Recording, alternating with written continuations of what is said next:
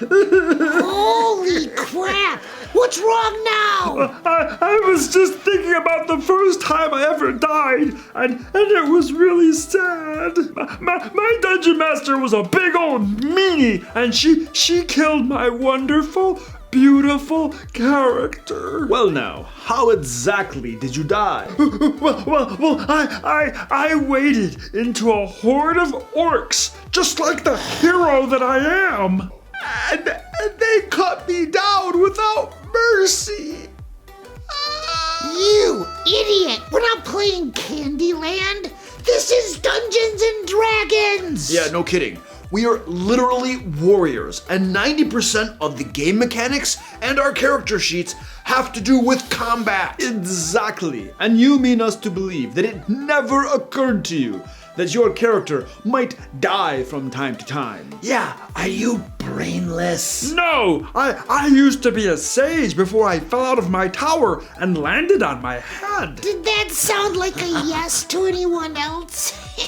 Oh, come on, you guys. Don't you get attached to your characters too? Well, maybe, but we also recognize that this is a game, and death is part of the game. Yeah, and if a player isn't mature enough to handle that fact, maybe they should still be playing Candyland. Well, it's not my fault. All of my dungeon masters were really nice and kind and caring and loving, and they spared me from dying and having to mature as a person. So it sounds like your dungeon master needs to stop coddling you. Yeah, I need to be exposed to my characters dying more, and then I'd be better able to cope with it. You are an idiot. Very well then. In the spirit of not coddling my players any longer, today one of you is going to die.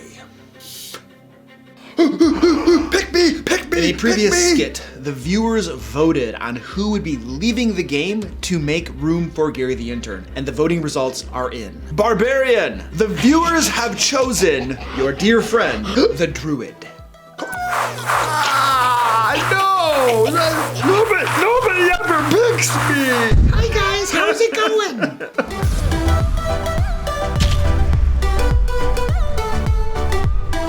Welcome to the DM Lair. I'm Lucar, and I've been a Dungeon Master since high school.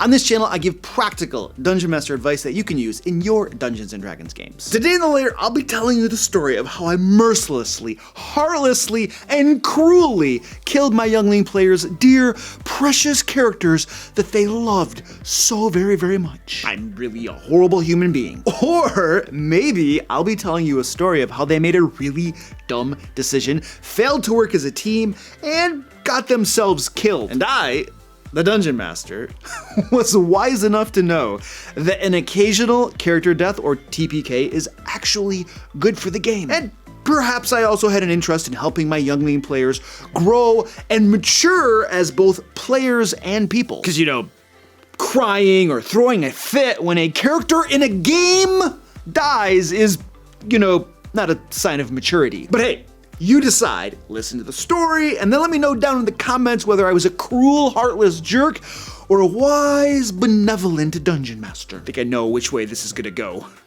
Now before I jump in, I want to remind folks that my Kickstarter, Into the Fae, is currently available for pre-order.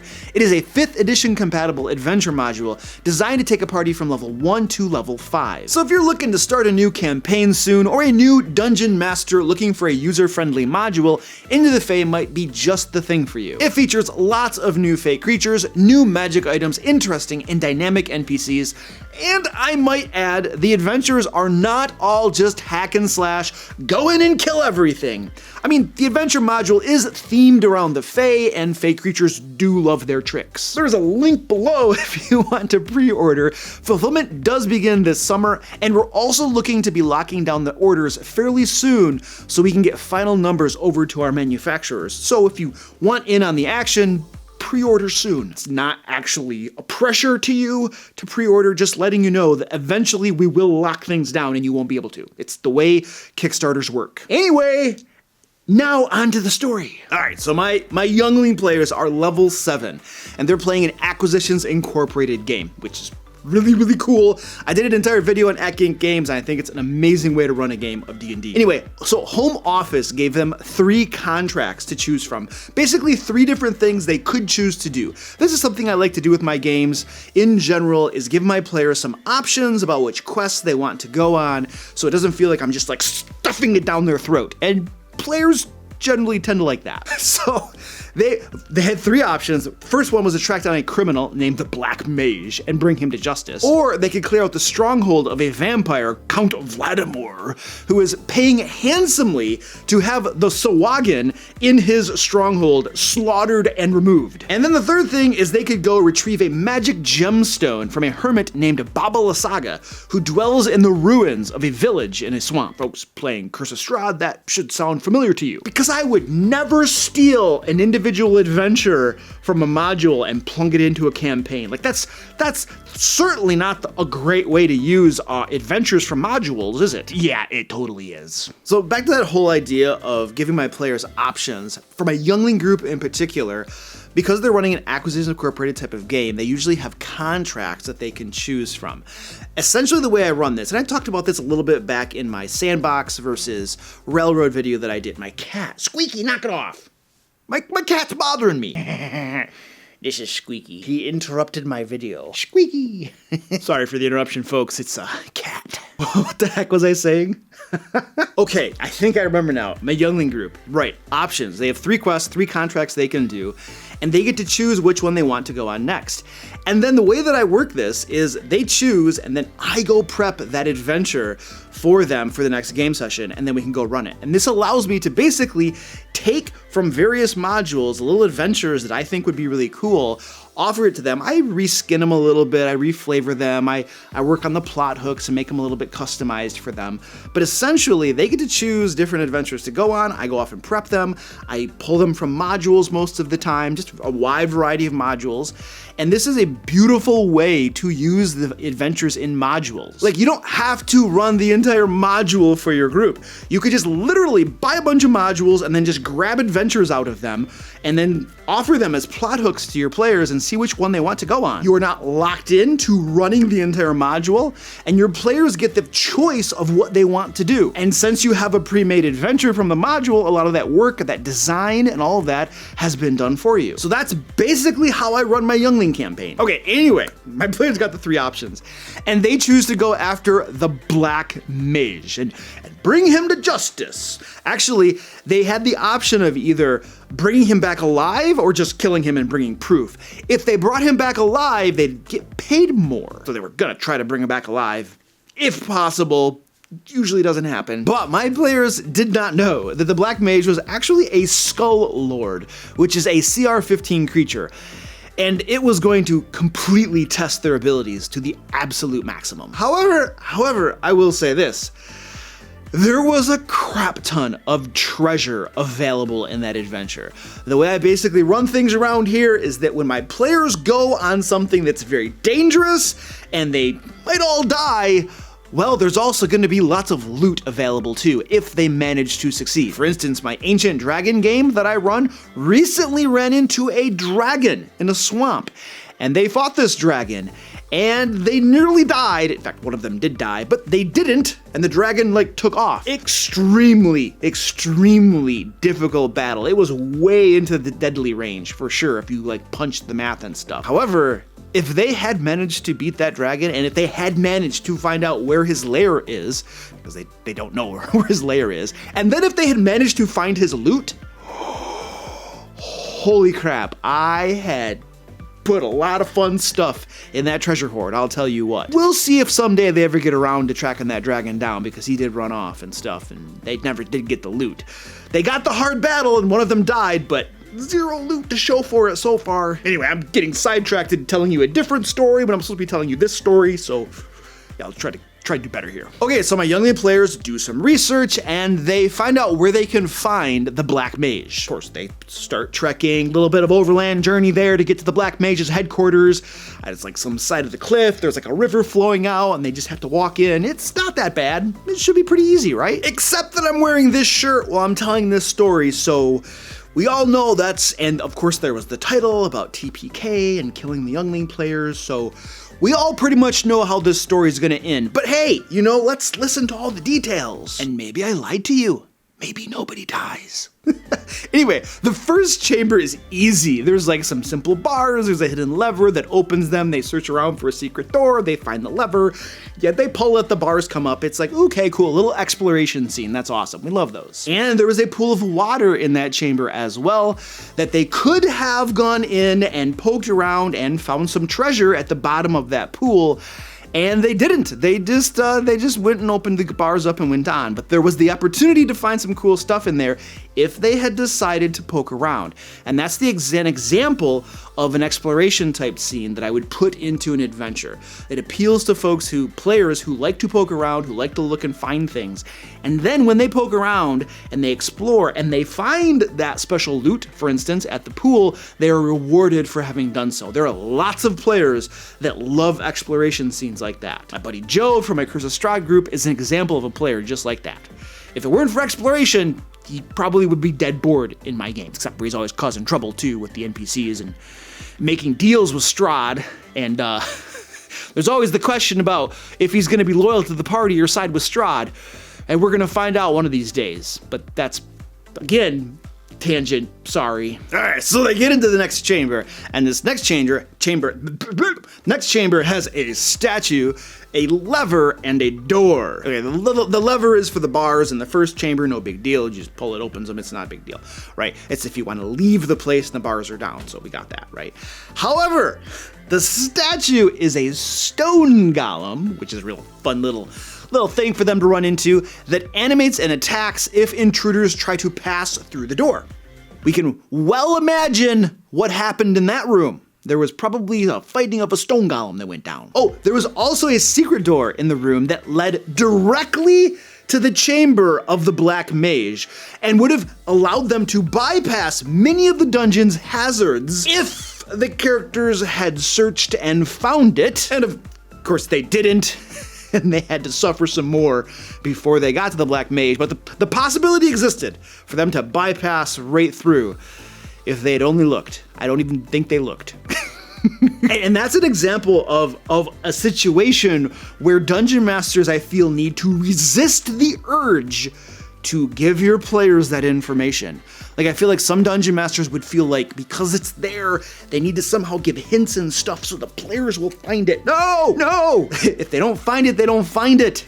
And that's the great part about it, right? Like, the secret passage that never gets found, the loot that never gets found, what could have happened, right? Those are the things that are beautiful. So resist the temptation to just blurt it out and tell them, you have to trust me on this, just trust me, it's good. Okay, so anyway, they fight the stone golem, it was great, woo, and then they go on to the next place. All right, now the next chamber was a fun little one. It has transparent walls of force closing off cells. So there's this like U-shaped design to it, and there are niches, and each niche in this U-shaped design of this chamber has a wall of force blocking off the interior of the niche from the exterior of the niche. And inside each of these niches, and I think there were about 8, there's about 8 of these niches in this U-shaped chamber that they have to travel through. There are gibbering mouthers. Now, for anybody who's familiar with the gibbering mouther, and my editor Zack should throw up a nice beautiful little picture here for you, these things are nasty. These are absolute horrible, crazy monsters that you should run from whenever you see them. I think they're like a CR2 or something like that, but they are absolutely horrible things. They're very, very bad. So I had walls of force sealing these gibbering mouthers off from the interior part of the chamber that the players could walk along. And so my players are like looking at these things, they're like, oh, this doesn't look good. Oh, but there's walls of force. Oh, they're contained. Not a big deal, right? Okay, let's just keep walking. This can't go wrong. Actually, I'm pretty sure that some of the players were like, whoa, this is not a good idea. Like seriously. Imagine if we're walking through this chamber and then the walls of force come down and these things come out and attack us and we're surrounded. However, the beautiful part of rooms and situations like this is that Dungeon Masters can often and almost always count on the party doing it anyway. Like, they go in that room, they walk into what's an obvious trap anyway. And why? Well, a lot of times you have at least one player who's like, screw it, I'm going in. I don't care. It's a trap. We're just gonna see what's gonna happen. And they whoop, whoop, whoop, whoop. And the other players are like, oh, geez, this is a bad idea, but we can't just let him go in there alone. I mean, he's gonna we have to go with him, right? And so you set up these obvious bad situations and one player goes for it and all the others kind of follow. And it's beautiful. It's so obvious and so beautiful. It's just, yeah, it's like what Dungeon Masters love that stuff, man. Okay, so yeah, wouldn't you know it? Like they're going along this U shape and halfway through it, the walls of the forest all whoop, drop down and the gibbering mouthers come out and start attacking them. And they're surrounded and it's horrible. Actually, I think some of the players were back toward the beginning of that U-shaped thing, so they weren't quite as surrounded as they could have been. But it was still a very, very tough fight. And fortunately, my players managed to survive it. They didn't die, but they were, holy crap, very beat up. Oh, I feel like I need to give a shout out to 𝐂𝐄𝐒 right about now. He is one of my players, one of my dear players from my Ancient Dragon group that I appreciate the crap out of because he is willing to be the one to walk into those obvious bad situations and do me a solid every single time. So, you're the man. Keep it up. Alright, so at this point, my youngling players are like, hey, we're kind of beat up here. Yeah, those gibbering mouthers really did us a number. They're low on resources, low on hit points, spell slots, all this kind of stuff. And they're like, gee, you know what would be a good idea right now? Let's long rest in the middle of this dungeon. Isn't there a black mage here? Some sort of criminal really powerful that we should be aware of? Nah, don't worry about that. Let's just go back to this room over here and set up camp. You know, we'll put a guard on. It's gonna be okay. I mean, long resting in the middle of the dungeon, surely we should be fine. So yeah, that happened. Just like, okay, they want a long rest in the middle of the dungeon. All right. So the black mage sent a squad of bugbear assassins after them that may or may not have interrupted their long rest and attacked them. I think there were about 8 of them or so. Just a whole handful of bugbear assassins just throwing at my players because, you know, hey, long resting in the middle of the dungeon is probably not a good idea, right? And my players dealt with them pretty handily, did a pretty good job of it, and actually managed to convince, I think there were about 2 of the bugbears that were alive at the end of that combat, and they took them prisoner and stuff. Surprising act of mercy on the part of my youngling players.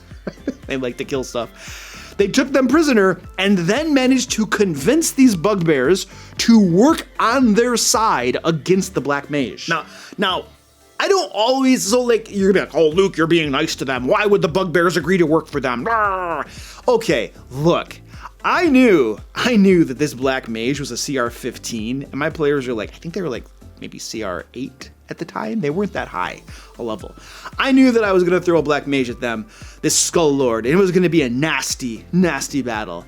And so 2 bugbears, okay, all right, they managed to convince them to fight on their side. The bugbears went along with it. Also, it's like, are you not gonna save your skin? Here we are, all tied up, we can't get away. We have knives to our throats, and the option is fight for us, work for us, or we kill you. I'm pretty sure most despicable monsters like bugbears are probably gonna say, yeah, we'll work for you.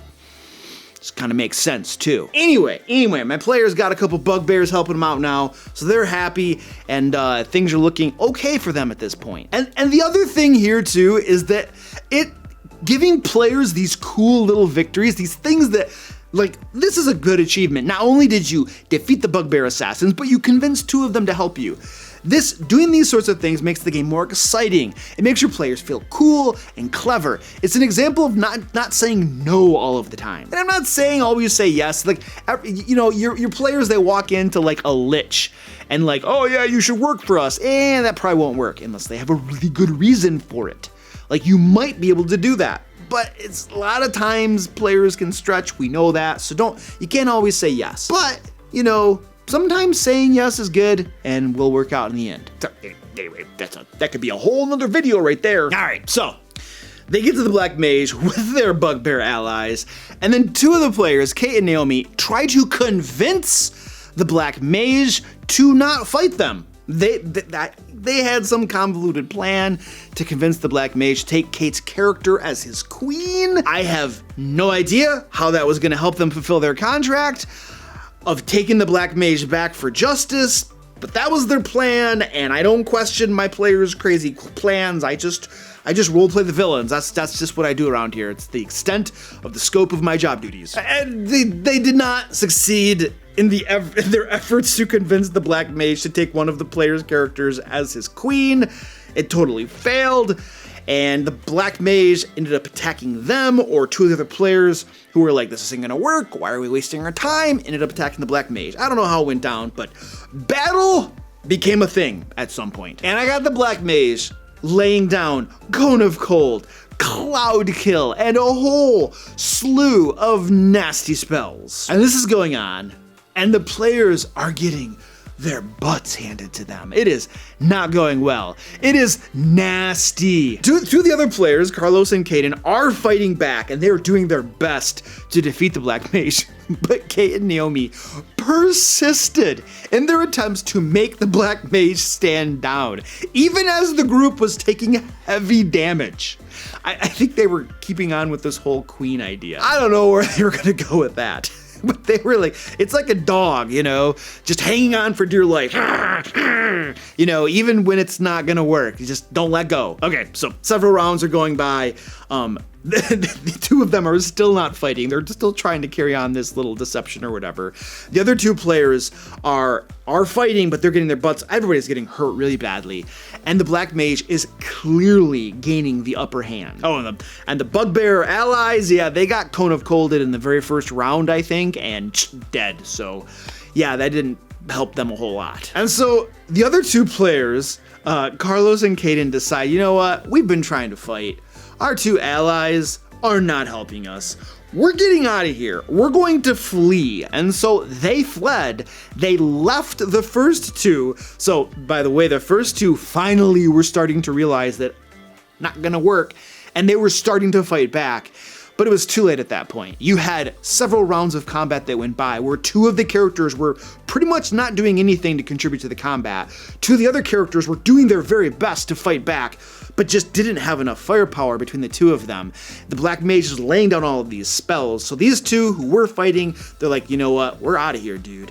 And I think they were both like rogues with like really fast movement speed or something, and so they just book it. They're out of here. And the other two players are like, wait, don't leave us. And yeah, it's just not good. So now we have, you know, split party, running, staying, Black Mage, and he's got lots of nasty spells still. And so the Black Mage ends up killing Naomi's character, but he spares 𝐂𝐄's character, deciding to accept her offer and make her his captive and dark queen of sorts. So I guess you could say their deception kind of worked, but not exactly like the players were planning. And lest you think I'm being completely benevolent and merciful to the two players who were trying to run away, don't worry, I wasn't. And I was not at all merciful or benevolent or anything toward them. Because the Black Mage then uses Dimension Door to cut off the escape of those two other players, and he throws down another 𝐂𝐿. Yeah, he's got a few of them kicking around. And both Carlos's and Caden's characters are killed. This is an example of me as a dungeon master not holding back. I could have let them get away. I didn't have to Dimension Door and cut them off. And I could have decided the bad guy was just not going to do it and let them go and stuff, but I'm like, I'm role-playing the bad guy, and no, this is just not going to stand. These guys came in, they slaughtered most of my minions, they attacked me, and if I let two of these yahoos escape, then they're probably going to come rousing up more rabble and stuff and coming after me. Yeah, I should probably just take care of them, right? Not gonna let them get away. And so he did, and boom, they're done. And it was a TPK, because I told 𝐂𝐄 too that even though the Black Mage had decided to take her character as his dark queen or whatever, which was not my idea, it was literally the girls' ideas. They were the ones trying to push that idea. And so finally I said yes. It was a yes but. It was a big but. Anyway, I told 𝐂𝐄 that her character was lost to her too. Even though technically her character was still alive, she had become a captive of the Black Mage, and it was no longer hers to run, it was now an NPC under my control. So, TPK. And you know, it's funny because, I don't know, some groups get upset at that sort of thing, some groups are all sad, players might get upset. My youngling players, who I think were probably around 14 at the time, all took this pretty well. In fact, in the aftermath, the players were discussing why they had failed and what had happened to bring them to the TPK. And they'd concluded, in large part, it was because of their lack of teamwork. And yeah, they were right. Sure. The Black Mage was very, very challenging. It was a nasty battle, agreed. But if the four of them had combined their firepower against one Skull Lord, spellcaster, I might add, they probably would have been just fine. But they didn't. They didn't work together as a team. Two of them basically weren't fighting while the other two were, and horrible, horrible crap went down. And they died. But here's the thing. They did not cry. They did not throw fits. They behaved with more maturity than many adults might have in the same situation. And then they created new characters, and we discussed our next plans. They could go after the Black Mage again, and as a huge bonus for doing that, maybe get all of their magic items back again, because their players, or their characters, had crap tons of awesome magic items that they had earned over the course of 3 years of gameplay, and it was all sitting there in the Black Mage's little throne room area. And so they could have rolled up new characters, taken up that same contract through Acquisitions Incorporated, and went back and defeated the Black Mage, hopefully this time, and gotten a bunch of magic items. Yeah, technically you could argue that that's metagame information, but the Acquisition Incorporated could have also told them, hey, yo, the first adventuring group failed and they're probably all there dead. You should go in and try to clean things up, and there might be a bunch of loot on their dead corpses too. So, only a little metagamey, but you could justify it if you wanted to. And of course, they might be able to rescue Kate's character. But the point is this. The game went on, and my players learned some valuable lessons about teamwork and gumption, cowboying up, rolling with the unfortunate circumstances, and pressing on in life. D&D is a game, but it isn't just a game. It can be a learning vehicle. People can learn valuable life lessons through it, even when their characters die, and I would say especially when their characters die. By the way, if you're looking for 5th edition adventures you can run for your D&D groups, check out my Patreon by clicking the link below or the icon on the screen. In addition to loads of other Dungeon Master resources, I publish at least 2 adventures complete with maps for virtual tabletops every single month for my patrons. For instance, the April Patron PDF, which is available now, contains the Undying Brain for level 7 groups and the Bloodstone Strike for level 4 groups. Anyway, if you thought this was a fair TPK, give me a thumbs up. And if I was just being a cruel, horrible dungeon master to my players, go ahead and get that thumbs down button going. Also, don't forget to leave a comment for the algorithm down below. Let YouTube know that I don't suck, or that I do. And until next time, let's play D&D.